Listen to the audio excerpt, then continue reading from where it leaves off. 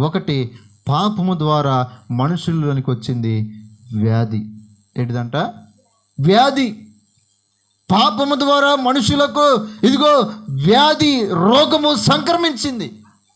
రోగము మనుషుల్లోనికి ప్రవేశించింది. ఈ రోజున ఇన్ని రోగాలకి గల కారణం ఏంటి? ఇన్ని హాస్పిటల్లో ఇదిగో విజృంభించడానికి, ఇదిగో అడుగడుగున ఒక హాస్పిటల్, అడుగడుగున హాస్పిటల్ పెరిగిపోవడానికి కారణం ఏంటంటే మనుషుల్లో రోగాలు పెరిగిపోతున్నాయి. రోగాలు పెరిగిపోవడానికి కారణం ఏంటంటే లోకంలో పాపం పెరిగిపోతుంది. పాపం పెరిగిపోతుంది, రోగాలు పెరిగిపోతూ ఉన్నాయి, మందులు పెరిగిపోతూ ఉన్నాయి.